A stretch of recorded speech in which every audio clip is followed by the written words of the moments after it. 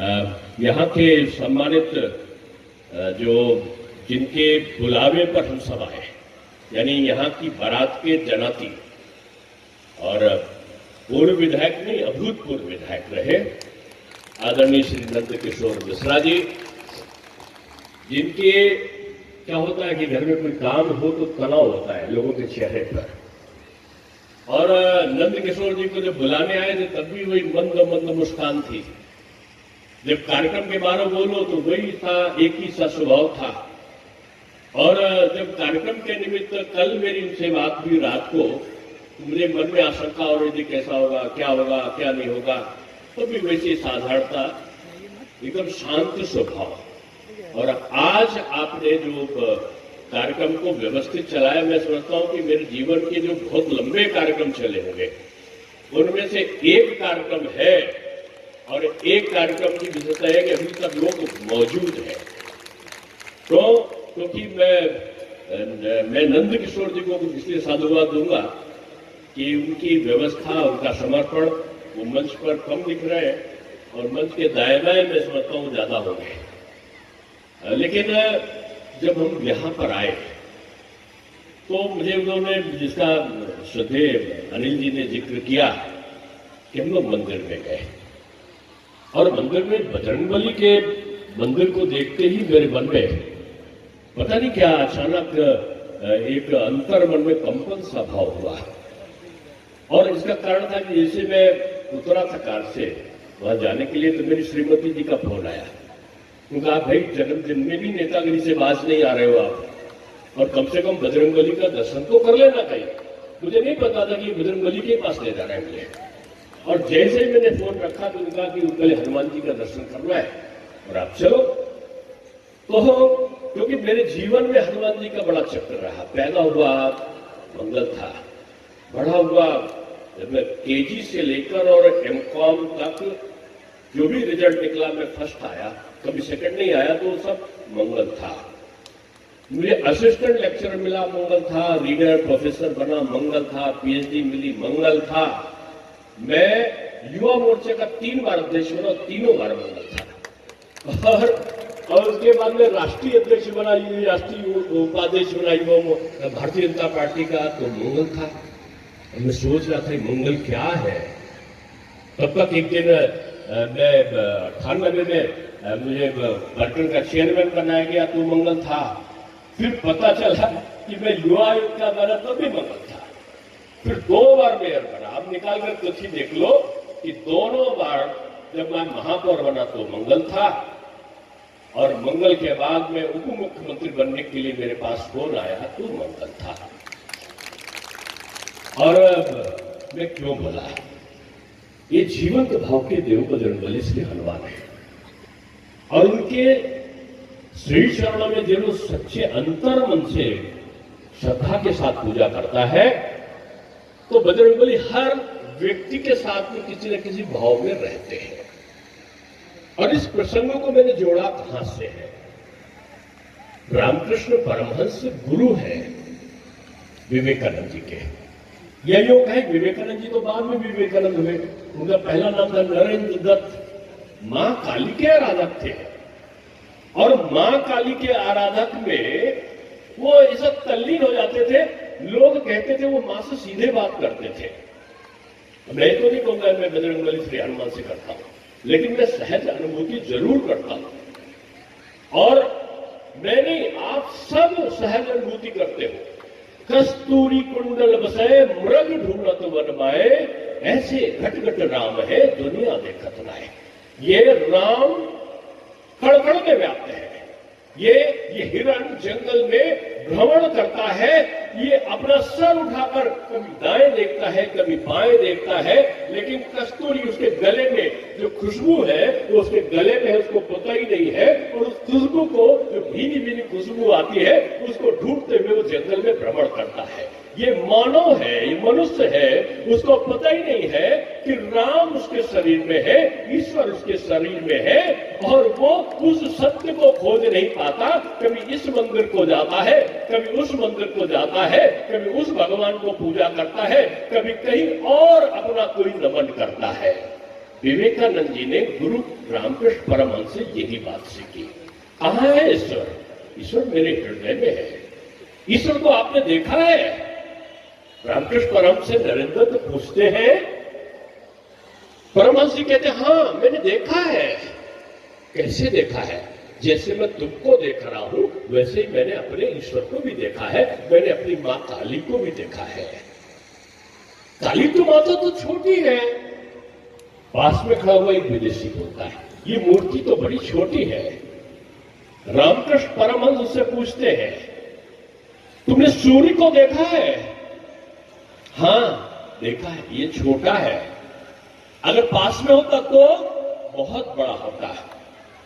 ये छोटा इसीलिए दिख रहा है कि तुम इससे दूर हो, अगर तुम इसके पास होते तो तुमको ये सूर्य बड़ा दिखाई पड़ता। रामकृष्ण परमहंस उस विदेशी को बोलते हैं ये मां की मूर्ति तुम्हें छोटी दिख रही है क्योंकि तुम्हारी श्रद्धा उनसे दूर है।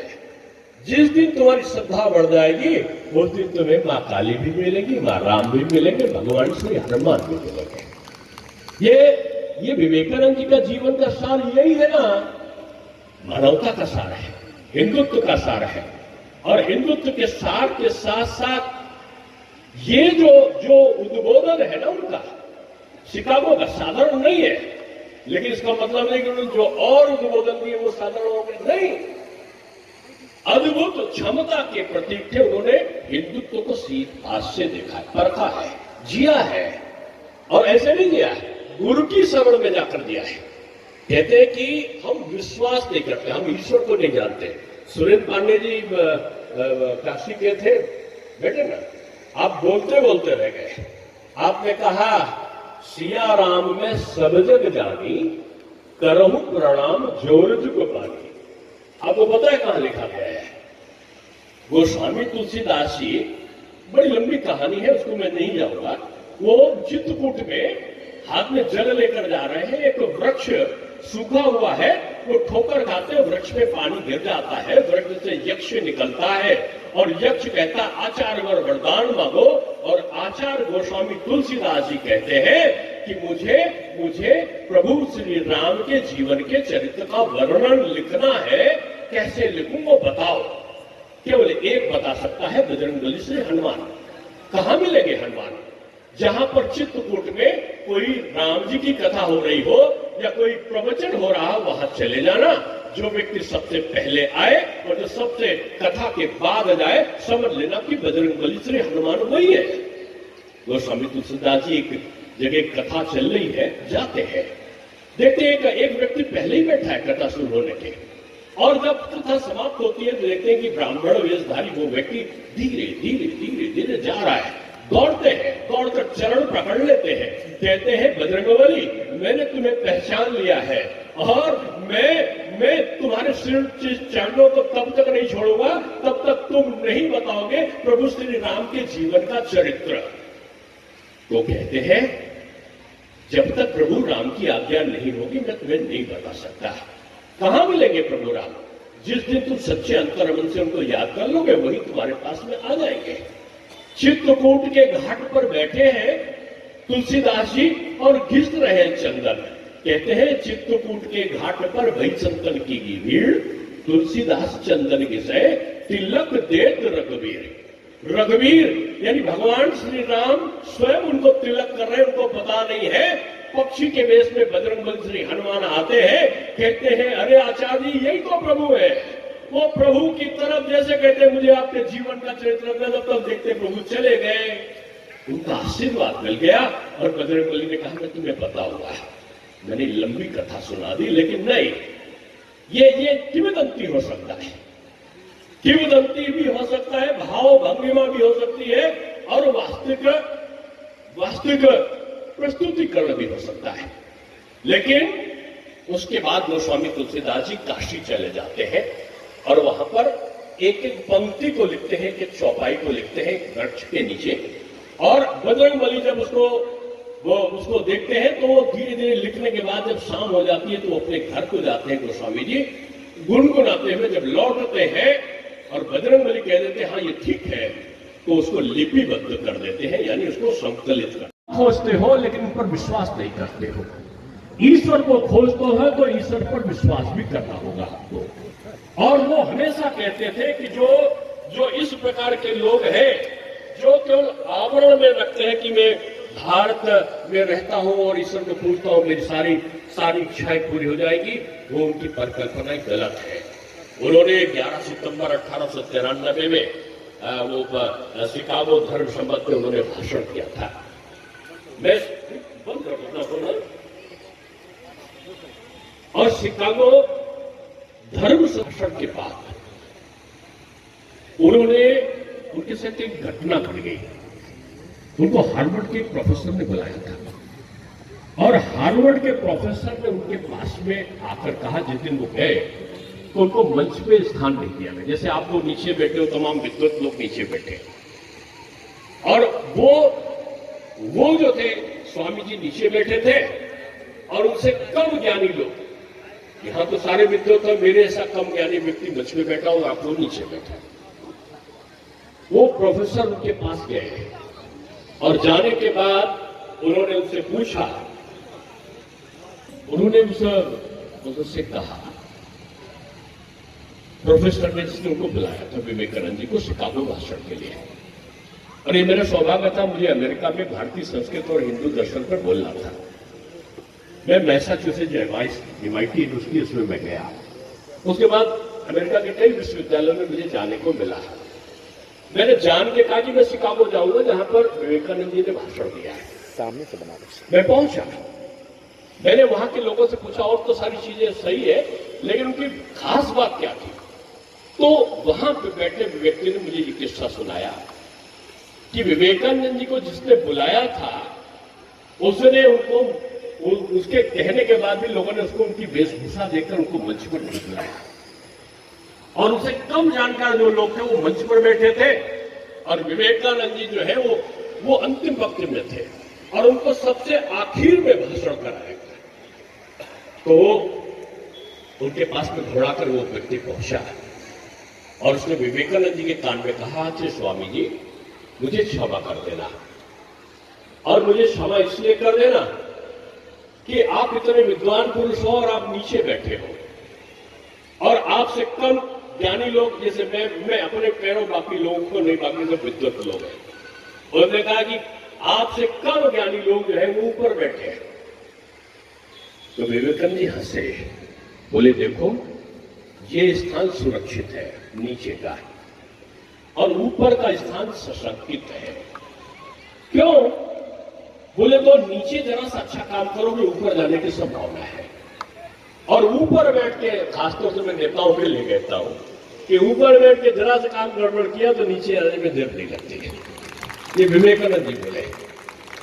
लेकिन हमारे तो विधायक और सांसद से बहुत अच्छे, वो तो ऊपर ही जाते रहते हैं। नीचे विधायक सांसद जाएगा, सांसद मंत्री बनेगा और आगे वो कुशीनगर और उत्तर प्रदेश की बात तो नहीं है, ये जनरल बात विवेकानंद जी ने वहां के लोगों के बीच में कही। विवेकानंद जी अंध गुरु भक्त थे और रामकृष्ण परमहंस जैसे उनकी प्रतीक्षा कर रहे हो। एक दिन जब उनसे भेंट हुआ तो उन्होंने भेंट होते समय कहा, अरे नरेंद्र तुम आ गए, मैं तो तेरी प्रतीक्षा कर रहा था। नरेंद्र को भी जैसे कंपन लगा, उन्होंने कहा गुरुवर शायद आपकी प्रतीक्षा मुझे भी थी। और वो पहुंचते हैं उनके पास और वो कहते मैं आपका शिष्य बनना चाहता हूं। वो कहते पहले मुझ पर विश्वास करना तो सीखो, मेरे शिष्य तो तब तुम बनोगे जब तुमको मुझ पर विश्वास हो जाएगा। और ये उनका आदान प्रदान चलता रहा। उनका अगाध श्रद्धा गुरु रामकृष्ण परमहंस के प्रति उनकी रही। विवेकानंद जी की हम सब जानते हैं, लेकिन अचानक एक दिन उनको कैंसर हो गया और बहुत, जिसको कहते हैं भयंकर कैंसर की बीमारी से वो ग्रसित हो गए। सारे लोग जानते थे कि अगर रामकृष्ण परमहंस जिनकी बात सीधे माता से होती है, देवी से होती है, वो चाहे तो ठीक हो सकते हैं। और यही बात सबने उनसे कही कि आप अपने लिए देवी की स्तुति क्यों नहीं करते? तो विवेकानंद जी ने कहा नहीं, गुरु जी का जन्म तो सबके कल्याण के लिए हुआ है, अपने कल्याण के लिए थोड़ी हुआ है। गुरु जी अपने लिए नहीं करेंगे। और वास्तव में रामकृष्ण परमहंस ने अपनी स्तुति अपने लिए नहीं करी। और एक समय ऐसा आया, उनका शरीर के कई भाग सड़ गए, मवाद पड़ गया, मक्खी आने लगी और उनके तमाम जो और शिष्य थे वो भी अलग हट गए। एक दिन जब विवेकानंद जी किसी काम से बाहर गए तो लौट कर आए, देखा मवाद और खून उनका निकला हुआ है और शिष्य जो उनके जिनको वो छोड़ के गए थे वो ध्यान से देख रहे थे, जैसे उनके थूक को और खून से आया हुआ थूक था, मवाद था, वो जैसे घृणा कर रहे थे गुरु जी का। उस शिष्य को देखकर उनको जरा गुस्सा आया विवेकानंद जी को कि वो दौड़ कर गए, जिस कटोरे में उनको पड़ा था पूरा उसको उन्होंने पी लिया। ऐसी श्रद्धा थी गुरु के प्रति विवेकानंद जी की। विवेकानंद जी का तात्पर्य था कि 5 फुट 9 इंच से ऊपर, 10 इंच से ऊपर थे, वो 10 इंच थे, लंबा शरीर, हष्टपुष्ट शरीर। उनका कहना था कि जब शरीर हष्टपुष्ट होगा तो विचार अच्छे आएंगे और जब विचार अच्छे आएंगे तो कर्म अच्छे होंगे। इसलिए अच्छे कर्म को करने के लिए स्वस्थ रहना जरूरी है।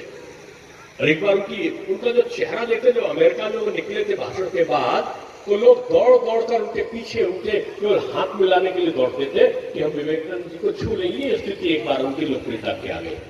वो जा रहे थे, लेकिन अपराध बहुत थे अमेरिका में भी। एक शहर में वो ट्रेन पे यात्रा कर रहे थे और ट्रेन पे यात्रा करते समय उनके सामने की बोगी पे उनका सामान था, थोड़ा एक बैग और ऐसे थोड़ा सामान रखे थे।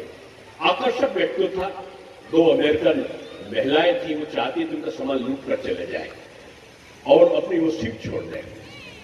वो उनके पास आकर जोर से चिल्लाती है, देखो अपना सामान छोड़कर, सीट छोड़कर ये से चले जाओ, नहीं तो मैं चिल्ला दूंगी कि तुमने महिलाओं का अपमान किया है। विवेकानंद जी ऐसे ऐसे चिल्लाते सुने नहीं, तो दोबारा उन्होंने कहा नहीं करोगे, मैं चिल्लाती हूं, शोर मचाती हूं। तो विवेकानंद जी ने यूं करके कहा, मैं बोल नहीं सकता, सुन नहीं सकता। अच्छा गुमा है ये, तुम क्या करना, उनका लिख कर दे दो। उसने लिख कर दे दिया कि तुम अगर जल्दी से यहां से अपना सामान छोड़कर नहीं उठे तो मैं चिल्ला दूंगी कि तुम जो है तुम मुझे छेड़ रहे हो। अब वो पर्चा लेकर उन्होंने अपने पास रख दिया और नहीं उठे, आराम से बैठ गए। और वो फिर कहने लगी मैं शोर मचा दूं, जब तक शोर मचाली तब तक टीटी और तमाम लोग आ गए। उन्होंने कहा कि क्या कर रहे थे? उनका ये आदमी ऐसे है और उनपे आरोप लगाने लगे। विवेकानंद जी ने उनको प्रणाम किया उनके, और प्रणाम करके उनकी पर्ची को निकालकर उन्होंने टीटी के सामने रख दी। एक किस्सा है, लेकिन किस्सा के प्रति मंतव्य क्या था कि जब भी संकट आए ना तो आक्रोश और क्रोध को नहीं, बुद्धि को लगाओ और अपने संयम को मत खो। और संयम के साथ ही विवेकानंद जी का पहला उद्घोष था। और विवेकानंद जी हमेशा एक बात को कहते थे कि मैंने ईश्वर को नहीं देखा लेकिन अपने गुरु को देखा है। और 3 चीज पर वो कहते थे, शिक्षा, स्वास्थ्य और राहत का। इन पे हमें काम करना चाहिए। बेलूर मठ की स्थापना किया उन्होंने और पूरे भारत का उन्होंने 3-4 वर्षों में पूरे भारत का भ्रमण किया। कन्याकुमारी में उन्होंने साधना किया और उनका ये वाक्य कि उठो जागो और तब तक चलते रहो जब तक तुम्हें सफलता न मिल जाए। विवेकानंद जी के तमाम प्रकल्पों का उल्लेख तो हमारे विद्वजनों ने किया है, लेकिन जैसे आजकल अभी लोग कटाक्ष कर रहे हैं, पॉलिटिकल मन से नहीं है लेकिन पॉलिटिकल भाषा इसलिए आती है कि विवेकानंद जी कहते हैं ना कि सभी मार्ग एक ही ईश्वर तक है।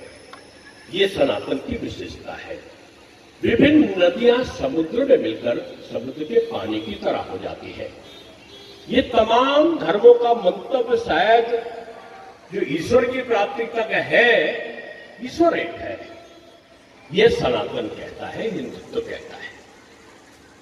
और शायद भारत की आत्मा भी यही है, प्रधानमंत्री भी यही कहते हैं। लेकिन कल ही परसों एक वक्तव्य आ रहा था और उस वक्तव्य में कह रहे थे कि बुर्का नसीब देश के पहले कर रहे थे। ये देश धर्मनिरपेक्ष है और धर्मनिरपेक्ष में उनको पता ही नहीं बयान देने वालों को। यहां तो missile man Abdul Kalam number, उससे जिस नंबर की बात कर उससे भी नंबर 1 पे बैठे हैं। एक अल्पसंख्यक जो सिख थे मनमोहन सिंह जी, वो देश के 10 साल तक प्रधानमंत्री रहे। अब्दुल रहमान अंतुल्य महाराष्ट्र के मुख्यमंत्री रहे।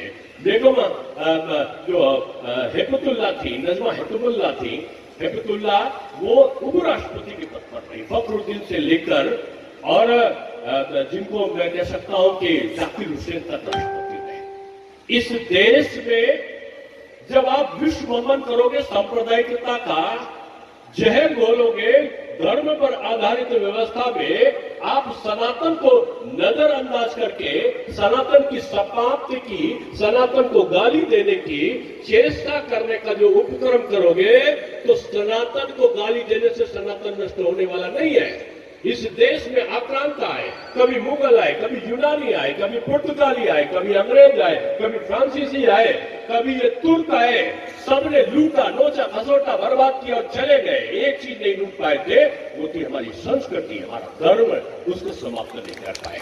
और उसका मूल कारण था तक्षशिला और नालंदा विश्वविद्यालय, जहां पर हमारे शास्त्र थे, वेद थे, पुराण थे, जला दिया। कई कई महीने तक आग में जलते रहे, लेकिन इसी भारत के जो हमारे शास्त्री लोग थे, हमारे यहाँ के विद्वान थे, उन्होंने उसे कंठस्थ करके उसका पुनर्लेखन कर दिया। ये भारत सनातन की मजबूत स्तंभों पर खड़ा हुआ भारत है। ये भारत तमाम आक्रांताओं के आक्रोश को झेलने के बाद भी एक भारत है। ये भारत आज अपने देश के प्रधानमंत्री को डमरू बजाते हुए, बम बम भोले के शंखनाद करते हुए, चलते हुए देखने वाला भारत है। ये भारत आज 66 करोड़ लोगों को कुंभ में एक साथ स्नान कराने के बाद उनकी जयकारा करते हुए कि आज 50 लाख लोग तो अयोध्या में है, तो 50 लोग काशी में है, तो 50 लोग नैमिषारण और चित्रकूट में है, तो विंध्याचल में है, इसका दृश्य देखने वाला भारत बना है। आप सब सौभाग्यशाली हो कि आपने इन व्यवस्थाओं के बीच में उस बदलते हुए भारत को देखा है। क्यों? ये क्योंकि देश का प्रधानमंत्री नरेंद्र मोदी है, क्योंकि उत्तर प्रदेश के मुख्यमंत्री श्रीमान योगी आदित्यनाथ है। उन्होंने कौन सी अलग जलाई है?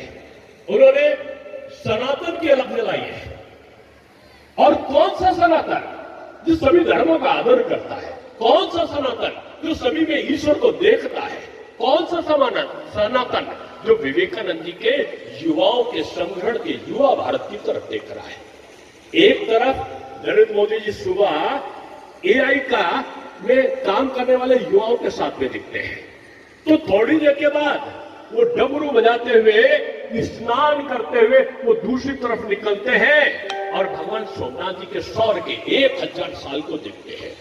और पता चलता है 1 घंटे बाद आप देखो तो वो बिजनेस का जो मीट है उसको करते हुए, इन्वेस्टर्स मीट को करते हुए दिखाई पड़ते हैं। तो दूसरी तरफ देखो तो योगी बाबा संगम में डुबकी लेते हुए और फिर दूसरों की कानून व्यवस्था को दिखाई पड़ते हैं। ये मानव नहीं, ये महामानव है। मैंने विवेकानंद जयंती के उपलक्ष्य में इसलिए कहा इस चीज को कि यह जो आवरण है ये सदियों के बाद आपको मिला है। विवेकानंद जी के जन्म को हम 100 साल के बाद भी मना रहे हैं, लेकिन इस शासनकाल की यादों को आप कई साल, कई 100 साल नहीं, हजारों साल तक भूलने वाले नहीं हो। ये समय आया है जब आपने श्री राम जन्मभूमि मंदिर का निर्माण होते देखा है। ये साल आया है जब आपने काशी को बनते हुए, चौड़े चौड़े काशी को उसको देखा है। आपने 2 हवाई अड्डे की जगह 22 हवाई अड्डे 7 साल में बनते हुए देखा है। आपने घर घर शौचालय को देखा है, जहां पहले बिजली आ जाए तो समाचार बनता था। आज 24 घंटे से 18 घंटे और 20 घंटे की बिजली आना ये समाचार नहीं बल्कि जाना समाचार बनता है।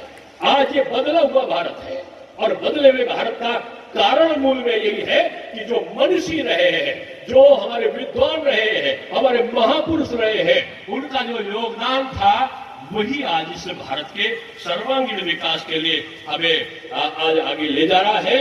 विवेकानंद जी का एक वाक्य हमेशा याद रखना, खुद को कमजोर समझना सबसे बड़ा पाप है। विवेकानंद जी कहते थे कि to consider yourself weak is the greatest sin. ये जो कमजोर अपने को समझता ना, आपने देखा होगा कभी एक देश के राष्ट्रपति को उठाकर ले गए। एक देश शक्तिशाली है, वो कहीं भी बम गिराकर चला जाता है। भारत में भी हुआ ना, वो वोल्टेज की घटना अमेरिका में घटी, मुंबई में घटना हिंदुस्तान में घटी थी। लेकिन क्या हुआ, यहाँ के उस समय के गृह मंत्री बोल रहे थे, सुशील शिंदे, कि उस समय के प्रधानमंत्री ने कहा कि पाकिस्तान में कुछ न करना नहीं हो जाएगा। लेकिन इस बार हुआ तो पाकिस्तान में कहा गोली नहीं।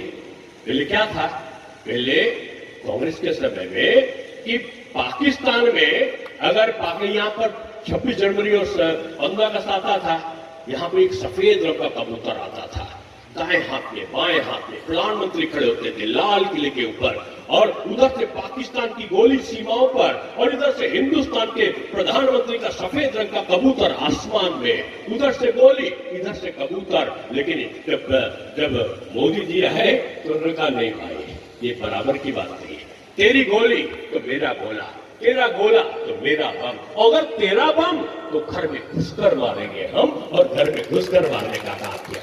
मैंने क्यों कहा, ये विवेकानंद का भारत है, ये शिवाजी का भारत है, ये महाराणा प्रताप का भारत है, ये आजादी का, ये संघर्षों करने वाला भारत है, ये मानसिकता, गुलामी की मानसिकता को तोड़ने वाला भारत है। ये गुलामी का इतिहास भारत का नहीं है, भारत का इतिहास संघर्षों का इतिहास है। इसलिए मैं कहता हूं कि उठो मेरे शेर, ये मैं नहीं कह रहा हूं, ये विवेकानंद जी कहते थे, उठो मेरे शेरो, या भ्रम छोड़ दो कि तुम भेड़ हो, तुम अमर आत्माएं हो, तुम मुक्त आत्माएं हो, अपने में साहस लाओ, तुम्हारा सुख कोई दूसरा देने वाला नहीं है, तुम अपने सुख की प्राप्ति स्वयं करने वाले हो। ये जीवन मनुष्य का बड़े मुश्किल से मिला है, हम रोते रोते जन्म ले रहे हैं, बड़े होते थोड़ा शिकायत करते करते मुझे ये नहीं मिला, मुझे वो नहीं मिला, हम थोड़ा बड़े होते हैं, परिवार की चिंता करते करते पता ही नहीं चलता कि एक समय बाल सफेद होने लगे, और वो समय भी पता नहीं चलता कि जब हम रोते रोते जन्म लिए थे, और जिनके लिए हम चिंता करते करते बड़े हो गए पता नहीं चला, वही कंधे पर लाकर रोते रोते हमें जिनके लिए चिंता की थी वही चिंता में डालकर, और फिर वापस घर आकर फिर दूसरे कामों में तल्लीन हो जाते हैं। ये जीवन नश्वर है, आता है जाता है, वर्तमान सत्य है, भूत की सोच ये भ्रम है। अरे मैं उपमुख्यमंत्री था ना, अरे मेयर था तो क्या काम था, ना ना ना, मैं जब यूथ का अध्यक्ष था तो वो बड़ा था, अरे भाई अभी राज्यसभा का हूं, भविष्य में मेरा क्या होगा। नहीं, जो भूत की सोचता है वो हमेशा असंतुष्ट रहता है, जो भविष्य के प्रति चिंतित रहता है उसका भविष्य कभी नहीं संवरने वाला होता है, जो वर्तमान से संतुष्ट होता है और वर्तमान के लिए अच्छा काम करने की कोशिश होता है उसका भविष्य अपने आप में अच्छा हो जाता है।